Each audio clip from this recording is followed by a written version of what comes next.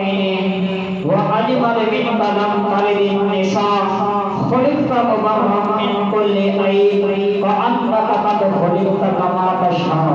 یہ عربی زبان کے اندر بھی نہیں سمجھ آئی تو پھر میں اردو زبان کے اندر نہیں کہوں گا کہ رحمت کی سکوبر پناہوں میں رہیں گے.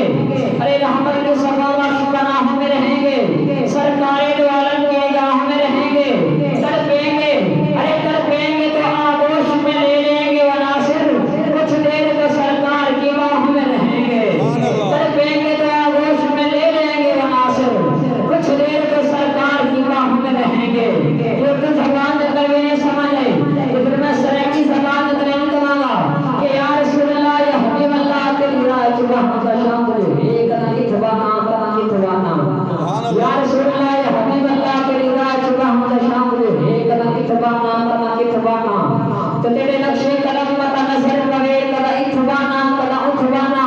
تو تیرے ذکر دے کے فرما حکم جی کے وجہ سارے جگ تیرے تھوانا سونا عمدہ یا ناصر آ جاتا روز کری خان نے تھوانا. سونا عمدہ یا ناصر آ جاتا نیتا روز کری خان نے تھوانا. یہ سلیقی زبان کے اندر بھی نہیں سمجھ آئی تو پھر میں سیدھی زبان کے اندر نہیں کروں گا کہ قدم پار سالو سبینو نتیدو مالا حجے محمد نگینو نتیدو. قدم پار سالو سبینو نتیدو مالا حجے محمد نگینو نتیدو. کئی شہر تھیدو نہ دنیا دے ناصر کے دھرتی رے تو مدینو نتیدو. کئی شہر تھیدو نہ دنیا دے ناصر کے دھرتی رے تو مدینو نتیدو. تو سیدھی زبان کے اندر بھی نہیں سمجھ آئی تو پھر میں پڑھائی زبان کے اندر نہیں کروں گا کہ قیامت میں کہانی جہانا دعوی نہ تیری منیسی نہ تیری منیسی. قیامت میں کہانی جہانا دعوی نہ تیری منیسی نہ میری منیسی. ارے منیسی دے اپنے نبی دی منیسی نہ اسی منیسی دے باقی دی منیسی. جو پڑھائی زبان کے اندر بھی نہیں سمجھ آئی تو پھر میں لڑو پجابی کا اندر نہیں کروں گا کہ مدینے دی مٹی دوائی نہ لواتے کوئی چیز حضور دی دوائی نہ لواتے. مدینے دی مٹی دوائی نہ لواتے کوئی چیز حضور دی دوائی نہ لواتے. تو لڑوا شدوا رسول کاٹی شگینا محمد نام بھیائی نہ لواتے. تو میرا بندہ کہتا ہے کہ محمد نام بھیائی نہ لواتے. بابا سبحان اللہ سبحان اللہ ایک بار پھر میں سبحان اللہ. کہ لڑو پجابی کے اندر بھی سمجھ نہیں آئی تو پھر میں بادری پجابی کے اندر نہیں کہوں گا کہ گیت نبی دے گاندے رانگے. سبحان اللہ. گیت نبی دے گاندے رانگے گھڑی گھڑی میلاد مناندے رانگے. سونے نبی دے عشق دا صدقہ اسی جنت جاندے رانگے. سونے نبی دے عشق دا صدقہ اسی جنت جاندے رانگے. تو بادری پجابی کے اندر بھی نہیں سمجھ آئی تو پھر میں جٹکی پجابی کے اندر نہیں کہوں گا کہ سرکار دے ناگا لب مورا تمام شربت پی غریبے. سرکار دے ناگا لب مورا تمام شربت پی غریبے. جلان دے میں تے شردے تے کرا دے دے وچ کی جڑیے. اور کویا کویا نہ سر گھر نو چلیے تے وچ مدینے کھڑی غریبے. کویا کویا نہ سر گھر نو چلیے تے وچ مدینے کھڑی غریبے. کیوں کہ دوسرے زندگی دشت مدینے ٹھنڈے رہندے چشت مدینے. اب دوسرے زندگی دشت مدینے ٹھنڈے رہندے چشت مدینے. ہر پاسے رحمت میں وستے عشق مدینے ویشت مدینے. تو اے مولی پولیس نہ کردا اے یارو اے مولی پولیس نہ کردا اتا ہو جاوے ارشت مدینے. کیونکہ ناصر الدین عقیدہ سب کچھ ہو جاتا ہے دشت مدینے. کیونکہ ناصر الدین عقیدہ سب کچھ ہو جاتا ہے دشت مدینے. آمین فاضل کے ساتھ اس خصوصی خطاب کے لیے دعوت دوں گا. محترم مقام محترم جناب حضرت علامہ مولانا قاری محمد عامر نقشبندی مصطفی صاحب آپ سے گزارش کرتا ہوں کہ آپ آئیں اور اپنے نورانی نورانی اور روحانی خطاب سے ہمارے قلوب سے ہم کے منور فرمائیں. آپ قیامت کا بل زندہ نعرہ نعرہ تکبیر نعرہ رسالت نعرہ رسالت نعرہ رسالت. بند کر ایسے نہیں تو روٹوں کو بلائیں گے دلکوں کو جلائیں گے. ایسے نہیں تو روٹوں کو بلائیں گے دلکوں کو جلائیں گے. سنیے تو محمد کا میلاد منائیں گے. اور سنتا ہے تو سنے, سنتا ہے تو سنے, جاتا ہے چلا جائے. ہم تو ہر حال میں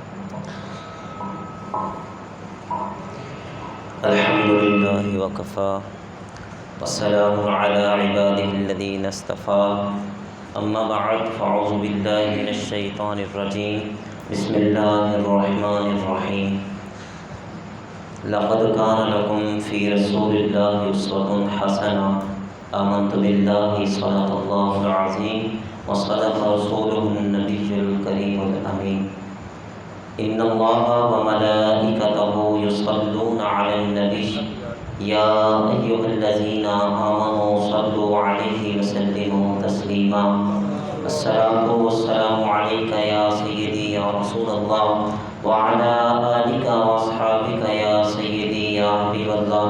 محبت کے ساتھ حضور صلی اللہ علیہ وسلم کی بارگاہ میں اپنی محبت کے ساتھ درود و سلام کا نذرانہ پیش کریں.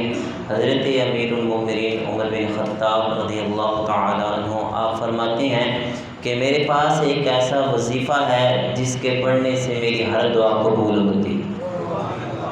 تو یاروں نے عرض کی کہ جناب ہمیں بھی بتائیے کہ وہ وظیفہ کون سا ہے جس سے دعائیں قبول ہوتی ہیں. تو آپ نے فرمایا میں جب بھی کوئی دعا مانگتا ہوں دعا کے شروع میں بھی حضور پر درود پڑھتا ہوں, دعا کے آخر میں بھی حضور پہ درود پڑھتا ہوں, کیونکہ درود پاک ایک ایسی عبادت ہے جو اللہ تعالیٰ کی بارگاہ میں قبول ہی قبول ہے. اللہ تعالیٰ کی بارگاہ میں قبول ہی قبول ہے. تو آپ فرماتے ہیں جب اللہ نے درود قبول کرنا ہے تو یہ ہو نہیں سکتا کہ عمر کی دعا قبول نہ کرے. تو محبت کے ساتھ پڑھیے الصلاۃ والسلام علیک یا سیدی یا رسول اللہ وعلی آلک واصحابک یا سیدی یا حبیب اللہ. الصلاۃ والسلام علیک یا سیدی یا نبی اللہ وعلی آلک واصحابک یا سیدی یا رحمت للعالمین.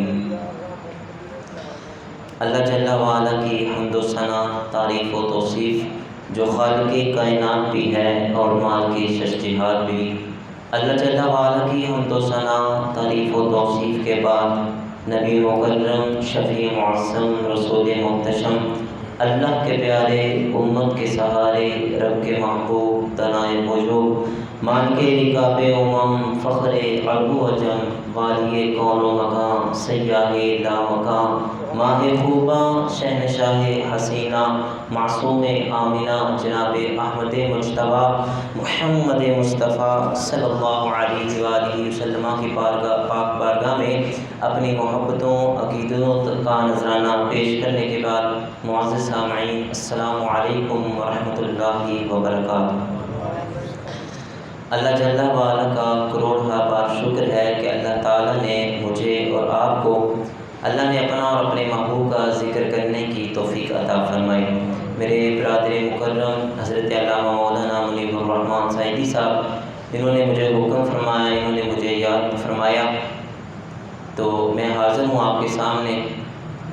حضور صلی اللہ علیہ وسلم کا ذکر آپ جانتے ہیں گلی گلی میں میرے حضور کا ذکر ہو رہا ہے, ہر گھر میں تذکرے میرے حضور کے ہیں, ہر لب پر نغمے میرے حضور کے ہیں, کیونکہ ان کا نام لبوں پر آئے میٹھا میٹھا منہ ہو جائے, ان کا نام لبوں پر آئے میٹھا میٹھا منہ ہو جائے, ان کے بول بہاروں جیسے اور اصحاب ستاروں جیسے, جب وہ سیر کو جایا کرتے بادل ان پر سایہ کرتے. اللہ اکبر. تو ہم بھی حضور صلی اللہ علیہ وسلم کی بارگاہ میں حضور کا ذکر کر کے حضور صلی اللہ علیہ وسلم کی بارگاہ میں ہدیہ عقیدت پیش کر رہے ہیں. اللہ تعالیٰ کی بارگاہ میں یہ التجا ہے کہ اللہ تعالیٰ مجھے حق سچ بیان کرنے اور ہم سب کو قابل عمل باتوں پہ اللہ عمل کی توفیق عطا فرمائے. حضور صلی اللہ علیہ وسلم کی مبارک سیرت طیبہ کے چند پہلوؤں پر گفتگو کرنے کی سعادت حاصل کروں گا, اور اللہ تعالیٰ سے دعا ہے کہ اللہ تعالیٰ گنبد خضرا کی مکی کی خیرات ڈال کر حضور کی سیرت طیبہ کے خیرات ڈال کر میری اور آپ کی زندگیوں میں بھی روشنیوں کا جہاں آباد کرے. میرے حضور صلی اللہ علیہ وسلم دنیا میں تشریف لائے تو حضور صلی اللہ علیہ وسلم نے مجھے اور آپ کو بتایا ایک ایک رشتے کا تقدس کیا ہے, رشتوں کا تقدس کیا ہے, یہ زمانے کو میرے حضور نے بتایا. حضور علیہ السلام تشریف فرما تھے کہ ایک نوجوان حاضر خدمت ہوا, عرض کی یا رسول اللہ میں نے اپنی بوڑھی ماں کو اپنے کندھوں پہ بٹھا کر خانہ کعبے کا طواف کروایا ہے۔ اور یا رسول اللہ، گرمی کی شدت اس قدر تھی، اگر گوشت کے ٹکڑے کو زمین پہ رکھ دیا جاتا تو وہ بھی بھن کر کباب بن جاتے۔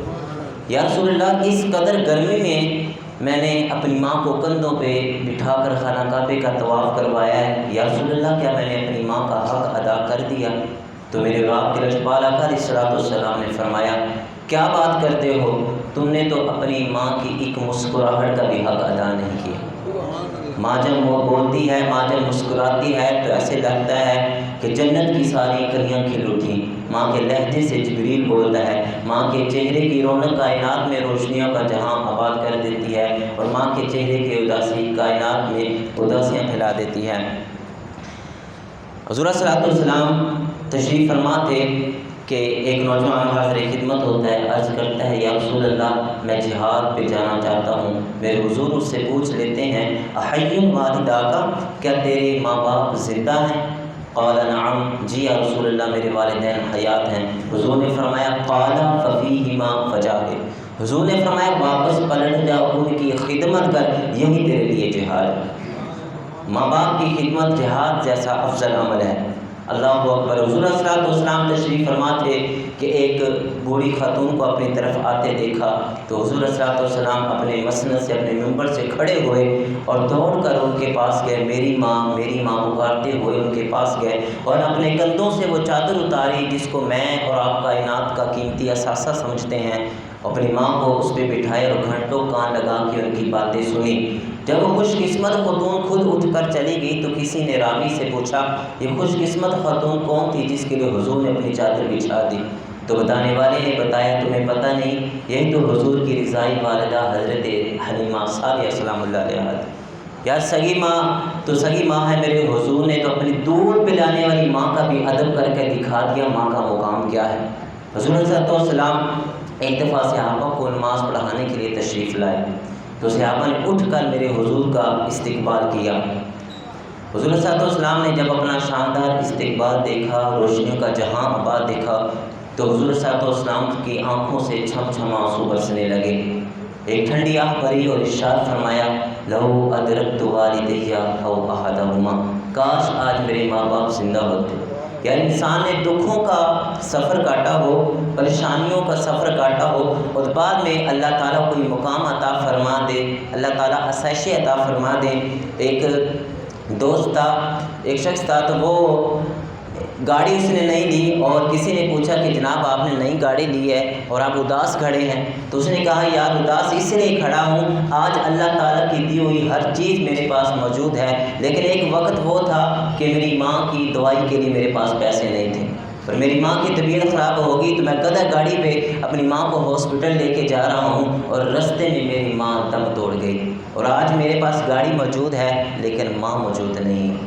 اللہ اکبر۔ تو حضور صلی اللہ علیہ وسلم کو اپنی بچھڑی ہوئی ماں یاد آ گئی تو حضور نے فرمایا، لو ادرکت والدی او احدہما، فرمایا کاش آج میرے ماں باپ زندہ ہوتے یا ان میں سے کوئی ایک ہی زندہ ہوتا، اور انا اصلی فی صلاۃ العشاء، میں نماز عشاء پڑھا رہا ہوتا، انا اقرأ سورۃ الفاتحہ، میں اس میں سورہ فاتحہ کی تلاوت کر رہا ہوتا، اور میری ماں دروازے پر آتی، چلمن سرکاتی اور اپنی میٹھی اور پیار بھری لہجے میں اپنے فرماتی، ابنی محمد، اے میرے بیٹے محمد میری بات سنو، تو حضور فرمایا میں نماز کا مصلی چھوڑ کے پہلے اپنی ماں کا حکم ماننے کے لیے حاضر ہو جائے۔ زمانے کو عملاً میرے حضور نے بتایا کہ ماں باپ کا ادب کیا ہے، ماں باپ کی شان کیا ہے، ماں باپ کی خدمت جہاد جیسا افضل ہے۔ اور یہ میں نہیں کہہ رہی، اللہ کے رسول صلی اللہ علیہ وسلم فرما رہے ہیں کہ جو ماں باپ کی خدمت کرتا ہے اس کو جہاد جیسا ثواب ملتا ہے۔ یار ماں باپ تڑپ رہے ہوں، بیٹا جہادی تنظیم کے ساتھ جہاد کرتا پھرے،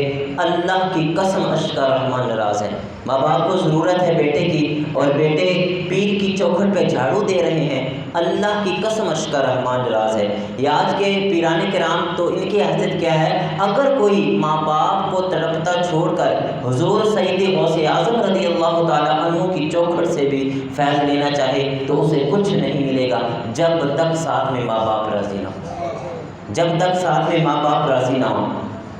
یار یہ حضرت والسلام نے جب فرما دیا کہ میں نماز میں ہوتا تو اب میری ماں مجھے بلاتی تو میں نماز کو مصلی چھوڑ کے اپنی ماں کا کہنا ماننے کے لیے چلا جاتا۔ یہاں پر ایک مسئلہ بھی سماعت فرما لے، حضرت السلام نے ایک ماں کی عظمت کو بیان کیا۔ اس کا مطلب یہ نہیں کہ آپ فرض نماز پڑھ رہے ہوں اور ماں کی آواز آئے تو نماز فرض توڑ کے چلے جو۔ علماء نے کہا کہ اگر آپ نفلی عبادت کر رہے ہیں، نفل پڑھ رہے ہیں اور ماں باپ میں سے کسی کی آواز آ گئی ہے اور آپ کو آواز سے پتہ چلتا ہے کہ ماں باپ کسی پریشانی میں مبتلا ہیں، تو پھر آپ نفل توڑ سکتے ہو ماں کی بات مان لو جا کے۔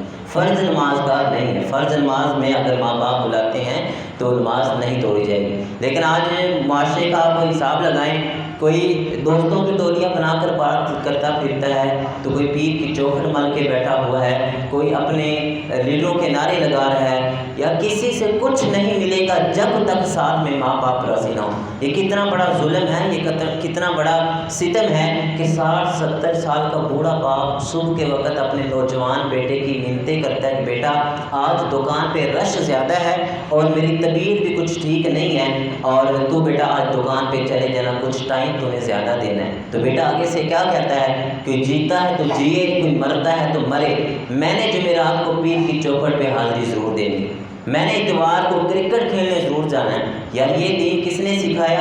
یہ اللہ کے رسول کی تعلیمات تو نہیں ہے، اور نہ ہی یہ مزار والوں کی تعلیمات ہیں۔ اللہ کے رسول کا دین کیا ہے، اسلام کیا ہے؟ حضرت اویس کرنی رضی اللہ تعالی عنہ کے عمل کو کون بھول سکتا ہے؟ یہ پوری زندگی حضور کا زمانہ تو پایا لیکن صحابی کے شرف سے آشنا نہ ہو سکے، صحابیت کے درجے تک نہ پہنچ سکتے۔ آپ جانتے ہیں کہ صحابی اس شخص کو کہتے ہیں جس نے ایمان کی حالت میں حضور کو دیکھا ہو، حضور کی مجلس اسے نصیب ہوئی ہو۔ آپ نے حضور کا زمانہ پایا حضرت اویس کرنی رضی اللہ تعالی عنہ نے، لیکن آپ صحابی نہ بن سکے ایک دن، لیکن تابعین کی پہلی صف میں آپ کھڑے ہوئے نظر آتے ہیں۔ ایک دن اپنی ماں کی بارگاہ میں التجا کرتے ہیں کہ ماں اگر آپ مجھے اجازت دو تو میں مدینے میں جا کے حضور سے ملا ہوں، مدینے میں جا کے صبح شام حضور کے عشق میں، حضور کی یاد میں تڑپتے ہیں۔ آپ رہتے یمن میں ہیں، ایک دن ماں سے کہتے ہیں کہ ماں اگر آپ مجھے اجازت دو تو میں مدینے میں جا کے حضور کو ملا ہوں۔ ماں نے کہا بیٹا چلے جاؤ لیکن انہی قدموں پہ واپس پلٹ آنا، انہی قدموں پہ واپس پلٹ آنا۔ حضرت اویس کرنی رضی اللہ تعالی عنہ نے سفر مدینہ شروع کیا، شوق و فرفتی کے لمحات کاٹے، اور جب مدینے کی سرزمین پر پہنچے، مدینے کی سرزمین پر پہنچے تو کسی سے پوچھا میرے حضور کہاں ہیں؟ تو بتانے والے نے بتایا حضور تو سفر پر گئے ہیں۔ آپ انہی قدموں پہ واپس پلٹ آئے، کیونکہ وہ یہ جانتے تھے جس رسول کی یاد میں میں تڑپ رہا ہوں، انہی کے کہنے پر میں ماں کی خدمت کر رہا ہوں، انہی کے کہنے پر۔ اور یہ تو حضرت اویس کرنی رضی اللہ تعالیٰ عنہ کے عشق کا عالم تھا۔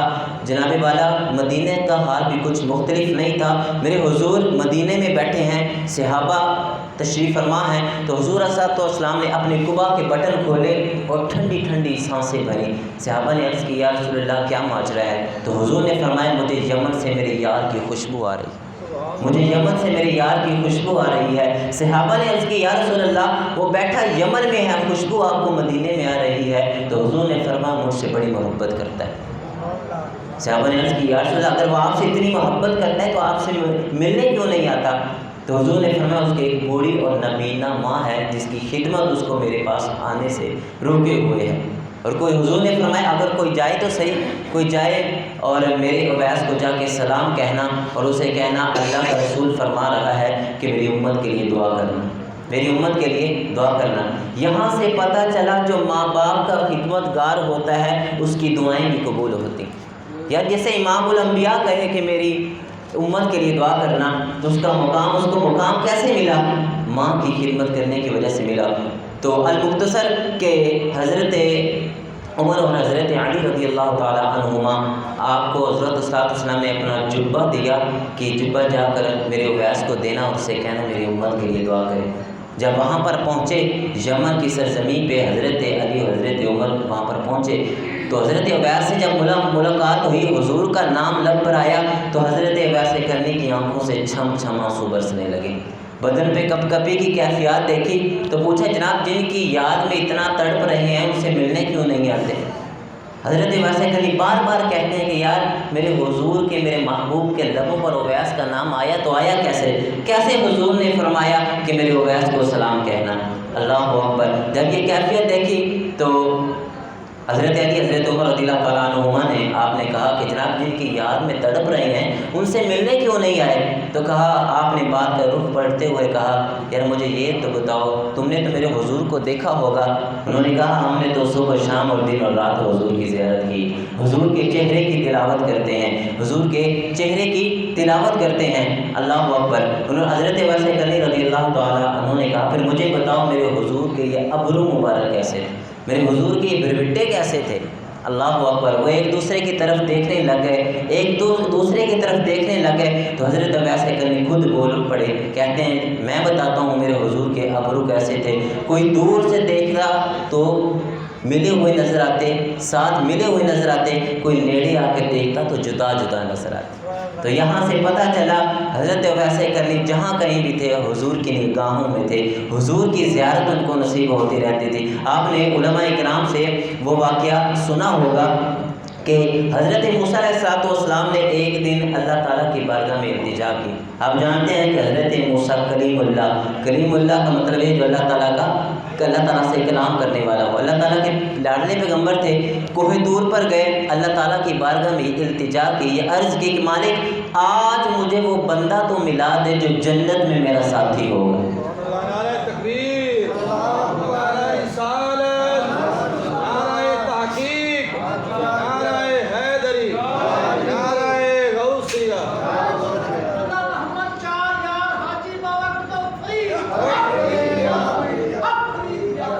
مالک آج مجھے وہ بندہ تو ملا دے جو جنت میں میرا ساتھی ہوگا. اللہ تعالیٰ نے فرمایا ہے میرے پیارے کلیم فلاں بازار میں چلے جاؤ، وہاں پر ایک کسائی ہے جو گوشت کاٹتا ہے لوگوں کو بیچتا ہے، وہ جنت میں تیرا ساتھی ہوگا. حضرت موسیٰ علیہ السلام حیران تو ہوئے کہ میں اللہ کا پیغمبر اور کہاں ایک عام سا کساب جنت میں میرا ساتھی کیسے ہو سکتا ہے؟ لیکن اللہ کا حکم تھا. اب اللہ کے حکم کی تکمیل کرتے ہوئے اس رستے کی طرف گئے، بازار میں جاتے ہیں، دیکھا کہ ایک کسائی ہے گوشت کاٹتا ہے لوگوں کو بیچتا ہے، اور جو اچھا گوشت ہوتا ہے اس میں سے کچھ گوشت ایک شاپر میں ڈال دیتا ہے. حضرت موسیٰ علیہ السلام اس کا یہ عمل دیکھتے رہے. شام ہوئی، اس نے دکان کو بند کیا، وہ گوشت کا شاپر جو پکڑا اور اپنے گھر کی طرف روانہ ہوا. حضرت موسیٰ علیہ السلام اس سے ملے، کہا کہ میں تمہارا مہمان بننا چاہتا ہوں. اسے نہیں پتا تھا کہ یہ حضرت موسیٰ ہیں. تو اس نے کہا کہ جناب میں حاضر ہوں آپ کی خوش آمد کرنے کے لیے. حضرت موسیٰ علیہ السلام فرماتے ہیں کہ میں اس کے ساتھ گیا، وہ گھر گیا تو اس نے وہ گوشت کو شوربے میں پکایا، کھانا تیار کیا، اور میں نے دیکھا کہ اس کی ایک بوڑھی ماں ہے چارپائی پہ لیٹی ہوئی ہے.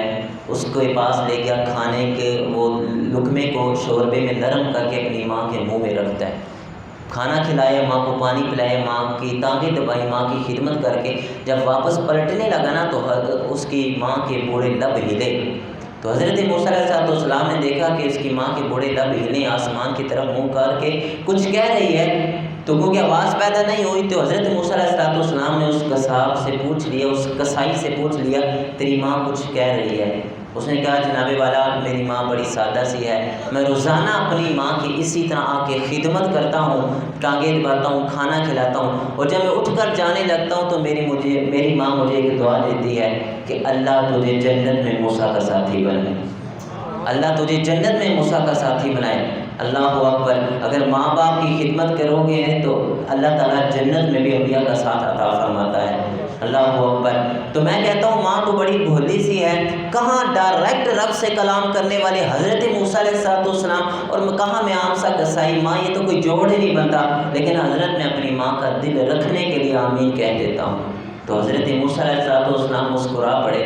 آپ مسکرا پڑے. آپ نے فرمایا تجھے مبارک ہو، میں ہی موسیٰ ہوں، جنتوں میں تو میرے ساتھ ہوگا، جنتوں میں تو میرے ساتھ ہوگا. ماں باپ کی خدمت اتنا بڑا وظیفہ ہے یار.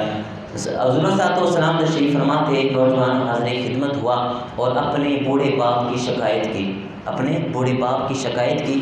کہتا ہے کہ یا رسول اللہ میرا باپ بوڑھا ہو گیا اور میری چیزوں کو ہاتھ لگاتا ہے، چیزیں خراب کر دیتا ہے.